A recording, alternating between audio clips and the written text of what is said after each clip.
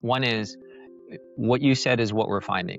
Companies do not necessarily, and often maybe rarely, have fidelity over how militaries are using their products and services in situations of armed conflict, which means they can't do a complete risk assessment to find out whether or not their infrastructure would qualify as a military objective. Hi, everyone. This week, we're talking about space, war, and the laws that are supposed to govern both as militaries, commercial companies, and non state actors increasingly depend on the same satellites that civilians and humanitarian and aid workers rely on too. I want to bring to you a different viewpoint, one that we don't often get. So joining me are two experts from the International Committee of the Red Cross, Jonathan Horowitz, Deputy Head of the Legal Department at the ICRC's Regional Delegation for the United States and Canada, and Laura Walker McDonald. Yep, we've got two Lauras. But this Laura is way smarter than me because she's a senior advisor for new technologies and conflict and is part of the same ICRC delegation located here in Washington, D.C. Hey there, Jonathan, Laura, welcome to the Downlink podcast. Hey, thanks so much for having us. Thanks. It's great to be here. Now, let's give the audience an opportunity to know you guys. It'd be great if they could know who you are, what you do, and where you do it. So, Jonathan, want to take the first crack at it? Yeah, glad to do so. Thanks for having me again. Jonathan Horowitz. I'm a legal advisor with the International Committee of the Red Cross, the ICRC, based in Washington, D.C. And we hold the ICRC's institutional relationship with all things United States and Canada. As a legal advisor, I work on a number of different issues, but many of them focus on new and emerging technologies in warfare. And in a past life, I worked for the U.S. Embassy in Afghanistan, for NGOs, for the United Nations, and now have a home with the ICRC here in Washington. And Laura, you're up. Well, hi, I'm Laura as well. There can never be too many of us, I find. I'm a technologist. I've worked on the use of technology in humanitarian aid and development for about 15 years now. But even before that, I worked with the Red Cross and Red Crescent movement with the British Red Cross originally. Now I work with Jonathan in the Washington delegation of the International Committee of the Red Cross, the ICRC, where I sort of pop up wherever technology comes up in our work, whether it's our policy work or our legal work or even our operations sometimes. So if you are listening to this on Apple Podcasts, let's say, and only the audio, you will be able to tell us apart because the other Laura has a well cooler accent than I do. So it should be easy to figure this out. Now, it's great to have you both on the podcast. Let's start simple with a question for listeners who know the Red Cross symbol, but not much beyond that. Jonathan, what is the ICRC exactly, and when did it start and how? So we have been around for quite some time. We got up and running in 1863. We consider ourselves as being born on the battlefield, trying to provide humanitarian services originally to wounded and sick soldiers. But that's also moved into the care we give to civilians as well. But at our core, we're an impartial, independent, neutral humanitarian organization that provides humanitarian assistance and support to the victims of armed conflict and other situations of violence around the world. We have about 18,000 staff globally, working in around 90 countries. And as part of that work, we also disseminate and promote international humanitarian law, or the law of armed conflict, that regulates how wars are fought around the world. You also do work with prisoners of war as well, don't you? Absolutely. So one of the historic functions that the ICRC has had is to visit prisoners of war to help them uh, establish and retain family links when prisoners of war have been captured, and we try to ensure that they're being held in dignified, humane conditions in compliance with international law. So we do that around the world, both with uh, government militaries, but also with regard to non-state armed groups. And I think another part of that I believe personally is really, really important, especially with non-state actors, is the tracking. aspect of what you do, so that if you know that somebody is captured, that they don't just disappear, right? That you go after, keeping track of where they are, so that when, so say, war ceases or there's a prisoner exchange or what have you, that you actually can find people and bring them home. Yeah, that's a big part of the humanitarian function that the ICRC serves. We're in touch with communities and family members of people who have gone missing, people who have been displaced, but also people who have been captured by adversaries. And we find it extremely important to let families know where their loved ones are under whatever conditions they might be held. That could include people who have deceased in situations of war. But obviously, families that have lost loved ones and don't know their fate or their whereabouts can suffer considerable anguish. And the ICRC um, provides resources to help those family members and help those people who have been out of touch with their communities. It's super important work. So, Laura, the ICRC and many other humanitarian organizations rely on space systems, not just militaries or telcos. Laura, could you walk us through how the ICRC's own operations depend on space systems? Yeah, sure. We are, as Jonathan was sort of explaining, a lot of what we do really relies on information, right? Gathering it, managing it, keeping it safe. And then also we have staff all over the world in places where we need to make sure that they continue to be safe and they need to be in touch with us. So we do increasingly, as everybody does, rely on space-based systems for things like communications. That's a big one, obviously. We actually have space communication systems backups in most of our delegations and in the places where we work, but there are a number of them where that is, a really important sort of element of how we can keep folks safe. We also have, I think, about 2,500 cars which have space-based tracking systems or communication systems in them, so that when people are out visiting places of detention or doing other work, that we can keep them safe. So that's a really important part of it. We also rely on space-based imagery. We use that for increasingly to support our assessment and our open source investigation work to help understand what's happening and see what's going on the ground. And I think the other thing is in most of the systems that modern life relies on, space-based systems, including GPS and the other positioning systems, as well as communications, are just more and more ingrained in our everyday operations and the work that we do and the networks that keep us functioning. Who actually provides the space systems infrastructure or products to you? I mean, is it governments? Is it space agencies or commercial companies? What's the mix? Yeah. I think I don't have exact figures. I think it would probably depend on where we're talking about, but we do have a number of commercial providers, for example. I mean, even for decades, we've relied on the sort of, the clunky satellite phones that you have to have training to know how to set up and things like that. Now the systems are getting easier and easier to use. There are more companies offering different kinds of services. But there's really a mix. Not all providers function in all places. And also it's good to have more than one so that if one goes down, you've got an alternative. But primarily we have commercial relationships where we need them. And companies really try to help us keep our staff connected because they know how important it is. So let me continue to stick with you, Laura.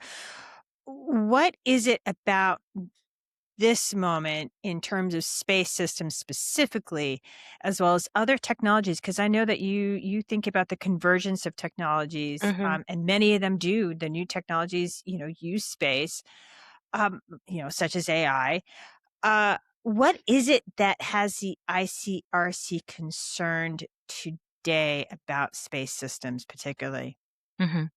Well, as Jonathan was explaining, we're very preoccupied always by the impact that technology has on civilians and the services, and particularly essential services that they need to be safe and to have a dignified life and get the information they need and so on.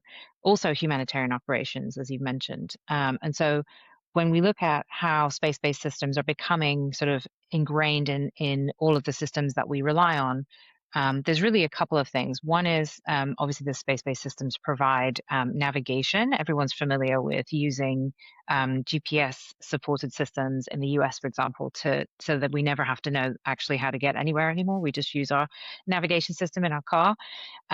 But there's also an issue of using synchronization with satellites to help support accurate timing. And that becomes very important for all sorts of sectors. So things like trade, commerce, timing on timestamps on financial transactions, timing for energy flows, all sorts of systems sort of invisibly rely on the satellites around the Earth to understand what time it is and make sure they don't drift their internal chips. The timing that they have doesn't, they can check it essentially.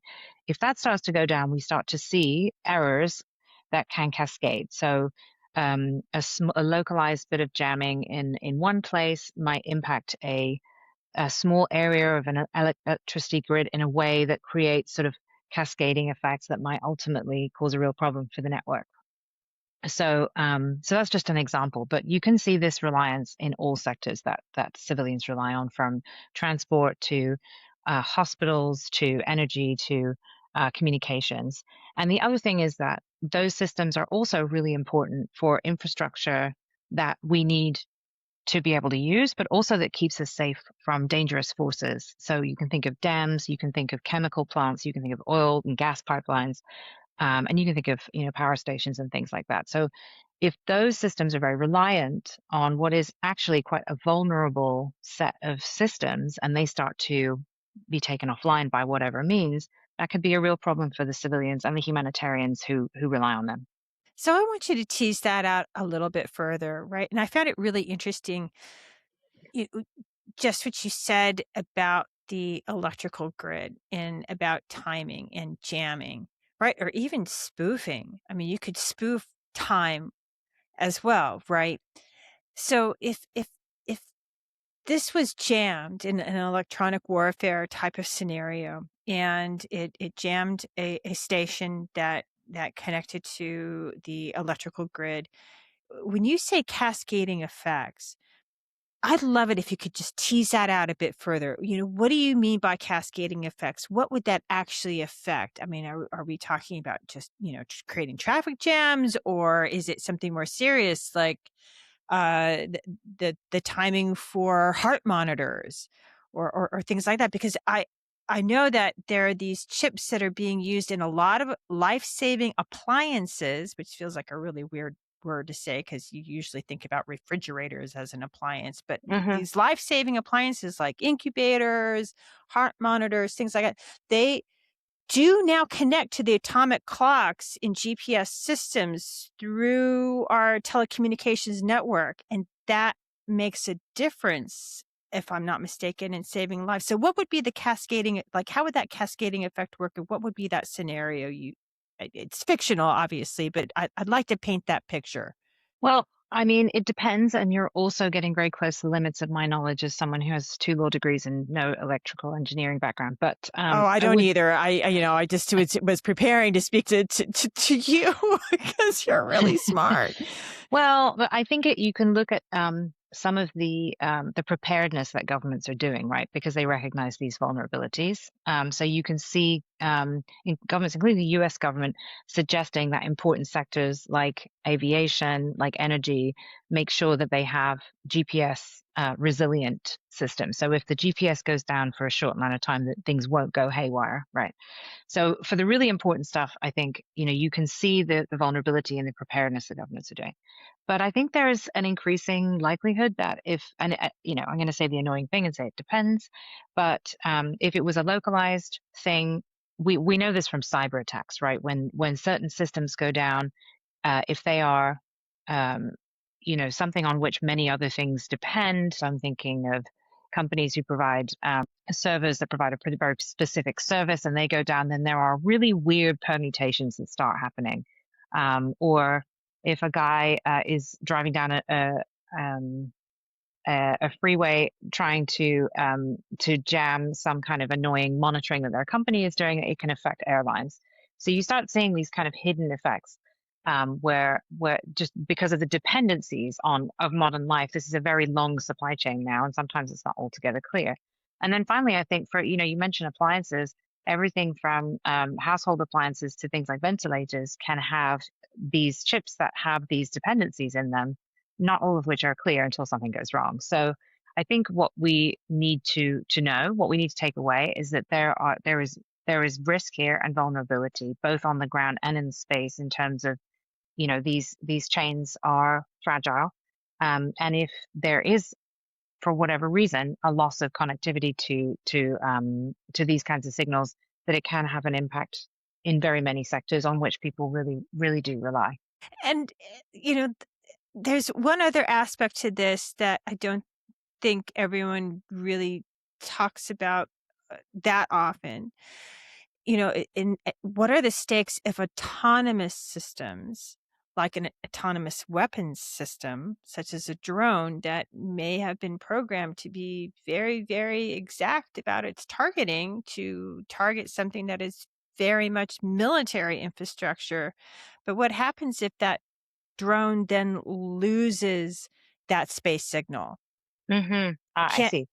Hmm. right? It's autonomous. It has to make decisions on its own, but it doesn't have the signal. I understand that many people will consider that to be a win in the military. Understand that. Roger out. That is what electronic warfare is about. But at the same time, that does present a danger then to civilians, does it not? Hmm. Well, we are seeing increasing use of armed drones, with munitions on them that explode when they hit their target or in response to a trigger, right? And so there's a number of issues here. There's a number of ways that a drone could lose contact either with a human operator who's flying it, or what you were talking about is a drone that is maybe being piloted autonomously to reach a particular target but doesn't know where it is. So I think that's something that we're all learning about. There are a range of options. Does that drone stop? Does it drift to the ground? In which case, it can become then unexploded ordnance, like we see from many other sources after a war, which can then imperil civilians who are going about their daily lives and encounter this. Drones often, they look like toys, right? So kids do pick up drones, and that can have really terrible consequences. So that's one option. It drifts to the ground. Another is it goes off target, hits the wrong thing, and that could be, again, have impact on civilians. It could be programmed to, if that happens, to retrace its steps, try to go home, and regain the signal. But would it have enough power to do that? And then you're back to scenarios A and B. So whether it's autonomous or whether it's flown by a human, this kind of jamming or loss of signal does have impacts, which, that's part of the trade-off that I think states are having to make about how they handle these kinds of defensive decisions. So, Jonathan, we now need to really bring you into this conversation, because most people think of the ICRC as a relief organization and not a legal one, because the ICRC was instrumental in creating the Geneva Conventions. And then there's international humanitarian law and the law of war. These are terms that people often use as if they're all the same thing.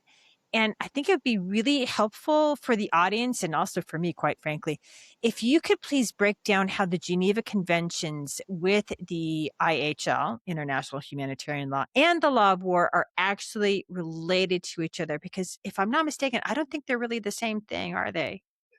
So always appreciate the opportunity as a legal advisor for the ICRC to talk about international humanitarian law and the Geneva Conventions. And so some of it is a little bit of semantic, some of it is broader categories and smaller categories. So the Geneva Conventions refer to 4 treaties, 4 conventions that cover 4 distinct issues. International humanitarian law includes the Geneva Conventions, but it's actually broader. It might include other treaties. It includes customary international humanitarian law. And in the US, the law of armed conflict is often used interchangeably with international humanitarian law.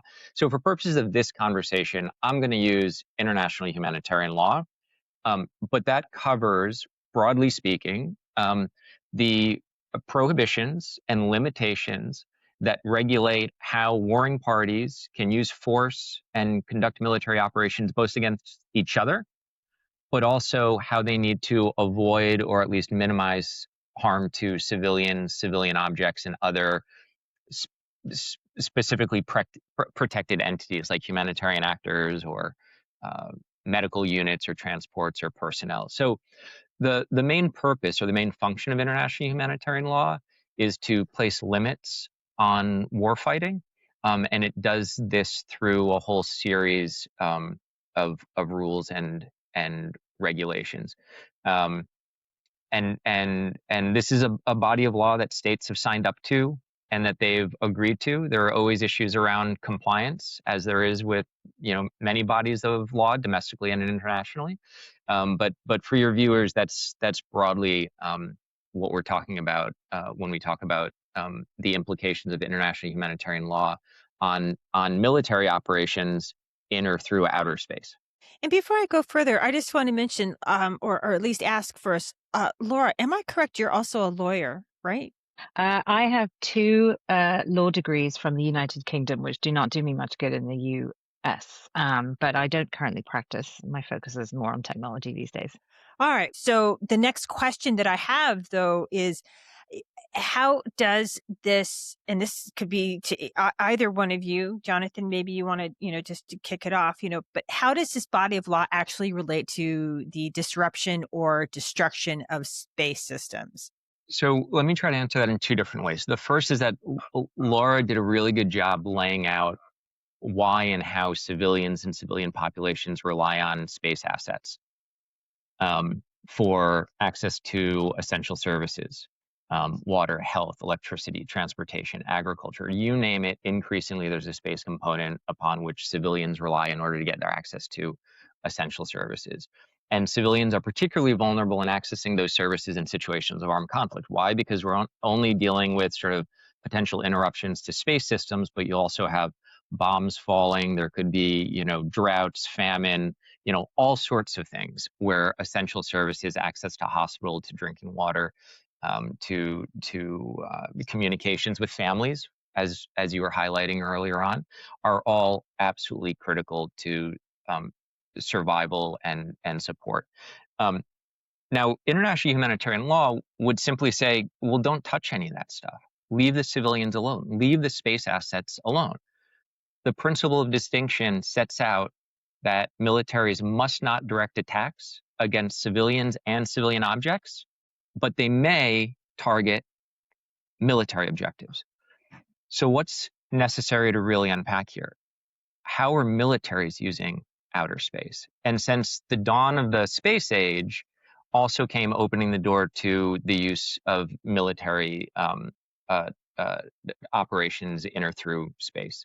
And that sort of changed over time. It's moved from strategic use of outer space to more tactical use of outer space. Many of the things that Laura mentioned that civilians use outer space for, militaries use it, but they use it in their military operations, right? So for surveillance, understanding what the maritime environment is, understanding incoming ballistic missiles and warning systems that could be done through space surveillance assets, satellite imagery to find out where adversaries are being located. That's surveillance. Then you have communications and data relays that are being used for GNSS guided precision missiles.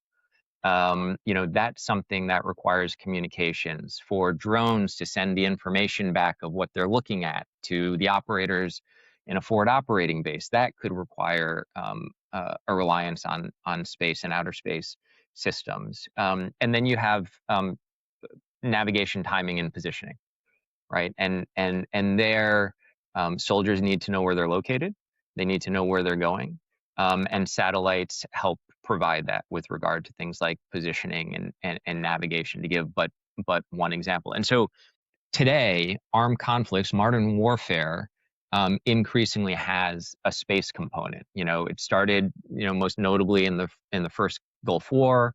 NATO was using outer space in the war in the former Yugoslavia, and it's just expanded and expanded. But why do I mention this? Because the other thing that's happening is that space is moving out of simply state actors launching payloads and using it, and moving towards commercial use.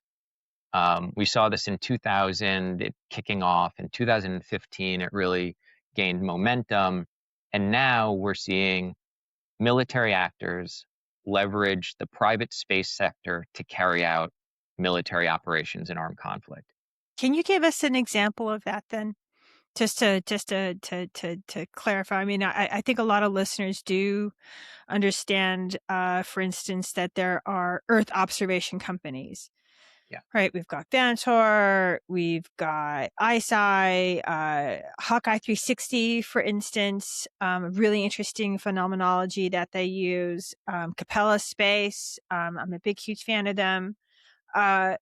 But yeah, they sell their products and services to the U.S. military and to other militaries around the world, right? With Yeah. U.S. government bless off, mind you. But yes, they do work with a number of governments in what they do. Not ICEYE. ICEYE gets to work with whoever their government allows them to work with. But yeah, what's the issue with that?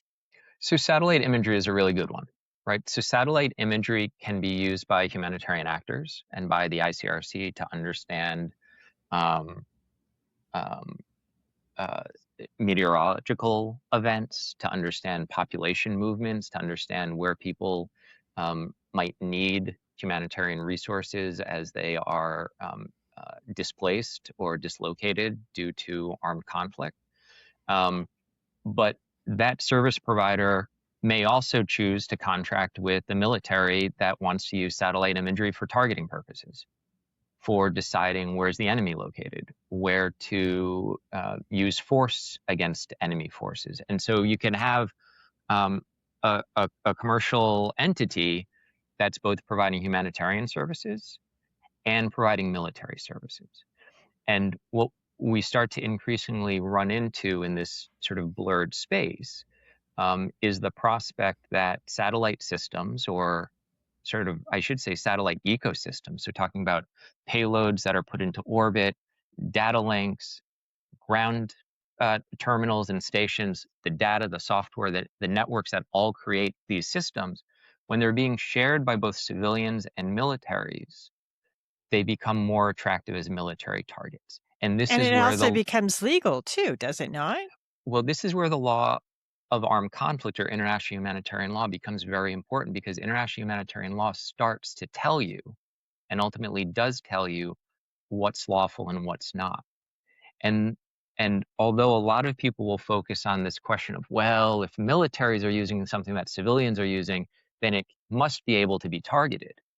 Well, there are rules that are more nuanced than that in international humanitarian law. For example, if you go after a military objective, whether through cyber, whether through a kinetic attack, yes, you have to be directing your attack against a military objective, but you also have to ensure that it doesn't cause disproportionate harm to civilians that also might be reliant on that same satellite system.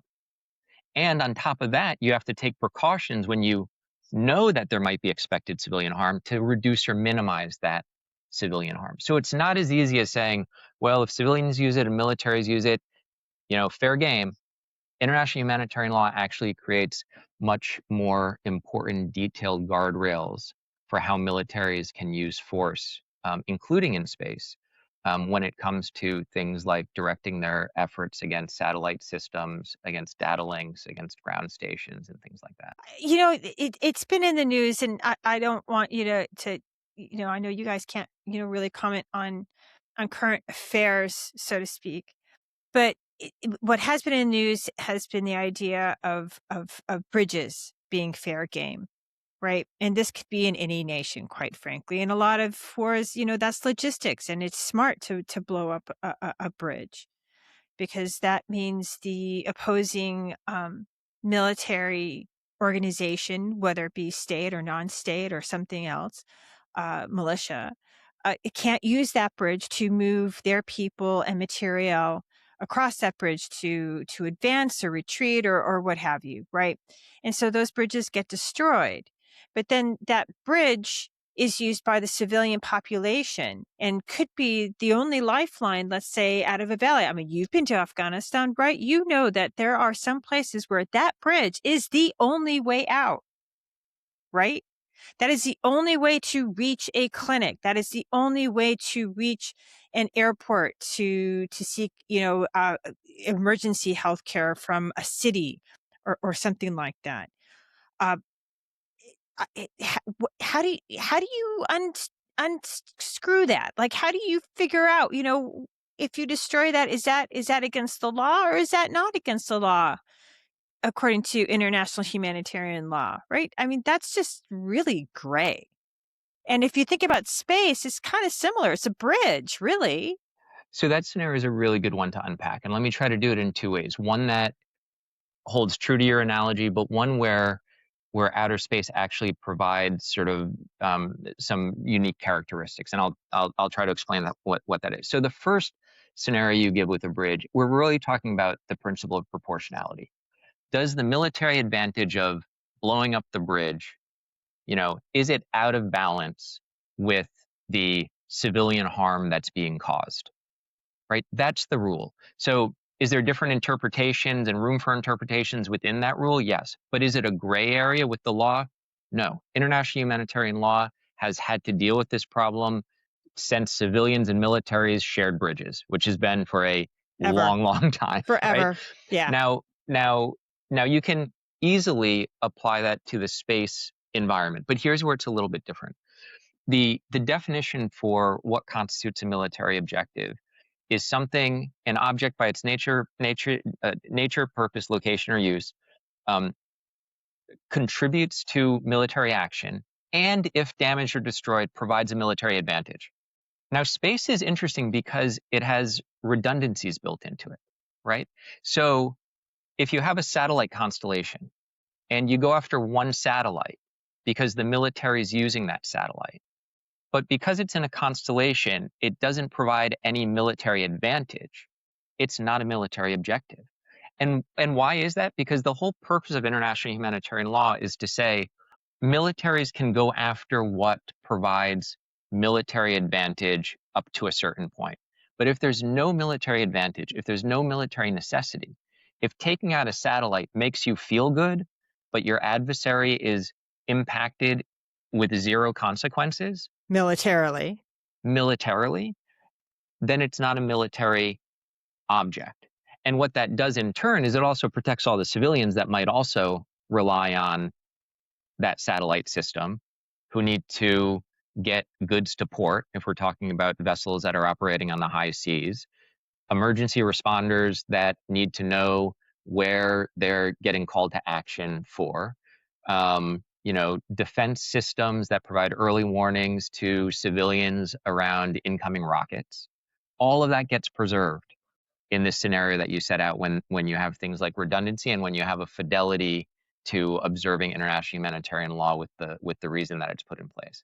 Okay, then let's flip the script here a bit because, when I spoke with you before and in preparing for this episode, you did say that you had a concern for commercial companies, right?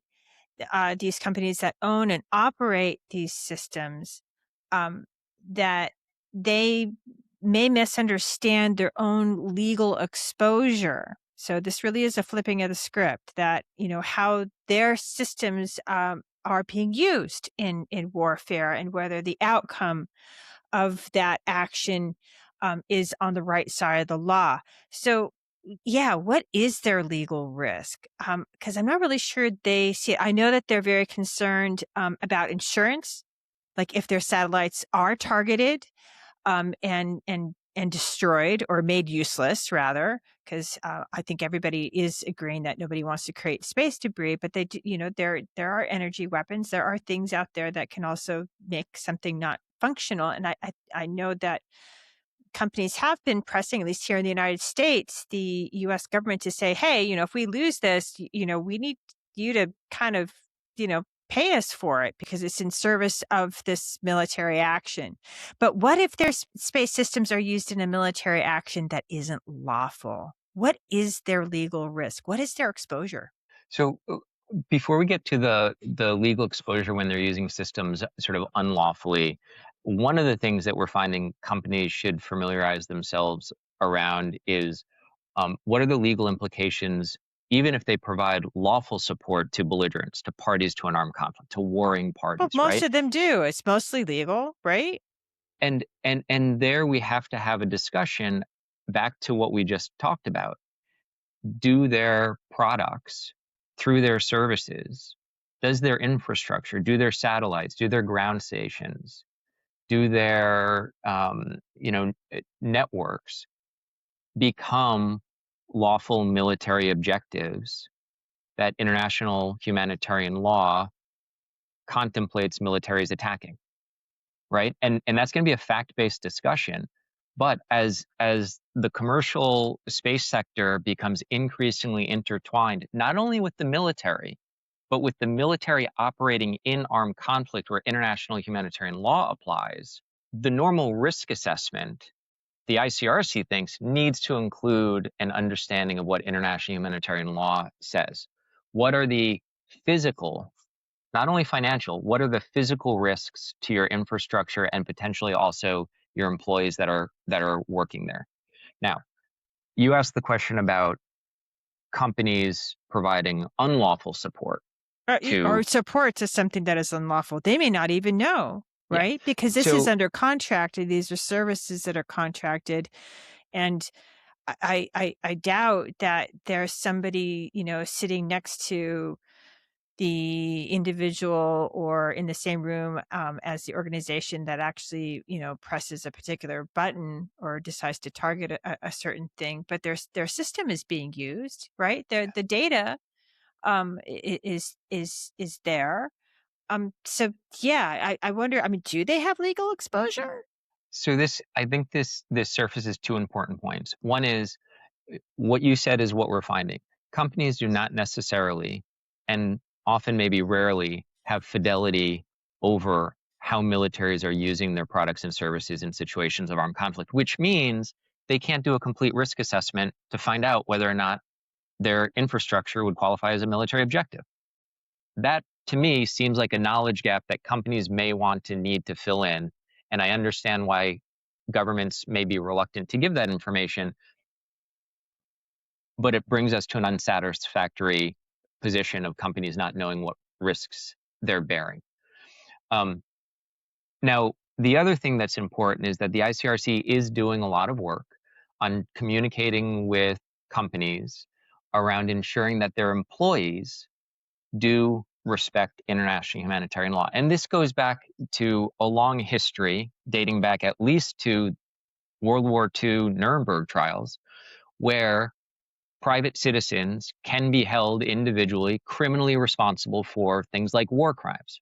I am not saying that every employee of the private sector who's providing support to a military engaged in armed conflict should be investigated for war crimes. This is not what I'm saying. But what I'm saying is that there are activities that international humanitarian law prohibits, and companies need to ensure that their employees are not engaging in those types of activities. Governments need to ensure that their private citizens are not engaging in those types of activities. Now, there are different ways of tackling this issue. Different domestic legal systems will address it differently. The international legal system will address it, differently. But what you're getting at, I think, is relevant and becomes increasingly relevant as, sort of the theme of this podcast. Sort of the second half of it is, what are the implications of the private space sector sort of getting into deepening relationships with militaries that use their services and products for engaging in armed conflict? Well, they're going to have to, because that's what investors demand. I mean, VCs it will size up a new and upcoming technology or a company uh, based on the applicability to military uses. And if that company comes to them and says, "Hey, we have a SIBR or a sitter or what have you," and this is just at the beginning of the road, really, this isn't like Lockheed Martin type level stuff, but you know, they will invest, right? So the customer right now really is the military. NASA is there, but we also know that its budget has been reduced. I mean, slashed, hacked, whatever you want to call it, by a lot. So yeah, companies have had to pivot in order to continue developing their technology, keeping the lights on, and ensuring that their employees, that they responsibly run their company for a profit. Right? That's just how that is. But I wonder, if other companies, if there is a risk, and maybe there isn't, maybe I'm making something big out of nothing. But I do wonder that if your technology is used as something that could be deemed against international humanitarian law, does that company have any legal exposure? I don't know. Do they? So that's going to be all based on the facts and things like this. But the question is the right one. And do we know that corporate entities and their infrastructure get targeted by warring parties? We know that Yes, for sure. Viasat. we've seen statements made about satellites. We've seen data centers come under attack, which isn't around space necessarily, but they may rely on it, and certainly it has to do with technology and data that space systems require. So we're beyond that, right? This isn't a what's on the horizon. The horizon's behind us when it comes to commercial use of technology that's being shared with militaries coming under the specter of warring parties wanting to make it the object of an attack. So we're here, right? And so these questions are the important ones. These are the ones where the policymakers, the lawyers, folks that engineer and design systems that might be shared between civilians and military users, the risk management folks. This is sort of an all hands on deck problem that needs to be solved in different ways. Because I think Laura and I have yet to have a conversation with anyone from any company who's able to provide a full, complete answer of how to respond to this issue. Because it's layered in so many ways. Sorry, Laura, go ahead, please. I think there's another element to this as well, which is that some of these systems can stop working because they're being targeted kinetically, right? Somebody blows something up, whether it's in space or on the ground, or it could be a cyber attack. But it could also just be that somebody decides to switch it off or stop it working in a certain place or for certain people, customers, right? And that could be a national authority over a geographic area, like a country, says, okay, you have to have a license to operate here, and I'm not going to grant you a license, or I'm not going to allow you to provide services to customers who haven't jumped through certain hoops, registered somewhere, or something like that. So there's that whole element. This reminds me of when cloud computing came in, everyone thought that like suddenly their data was just nowhere. In fact, it was just on someone else's computer, but it was somewhere. So it was in a jurisdiction, right? So the law still applies to this stuff. And whose law is a question. Then there's the question of where that company is headquartered that's providing that service, right? And so it could be that a national authority in an area that's contested is making a decision, or it could be that the country in which the company is headquartered is asking the company to do a certain thing. And we've seen a couple of examples of that recently with satellite imagery or with connectivity, where a country is making a decision and asking a flagged company that is from that country to do a certain thing or not do a certain thing. And I think that has two implications for humanitarians, right? One is that states should enable and support humanitarian operations, and our operations increasingly do require these services and systems, right? So that's one thing for countries to bear in mind, is how if connectivity is being denied in some form or some kind of service to an area, how are humanitarians going to do their humanitarian work? Number one. And then for humanitarians themselves, we also have to think about, if we're using a service provided by a company that actually is from a particular country that might be a party to a conflict, is that neutral? So we also have to have both for the neutrality question and to have redundancies of our own. That's why we try to diversify our tech stack. It makes it harder for us. It's definitely not a sort of plug and play model for our technology on the back end, but it means that we can operate everywhere. It means that if one company stops working or is sanctioned, we've got an alternative. And so we're working to try and increase that digital independence and neutrality as well. All right.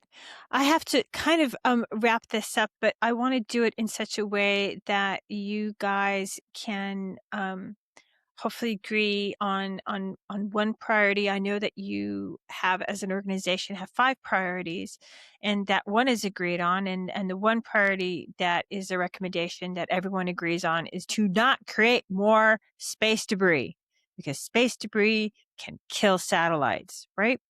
Really easy, straightforward. Don't test ASATs, connect ASAT weapons.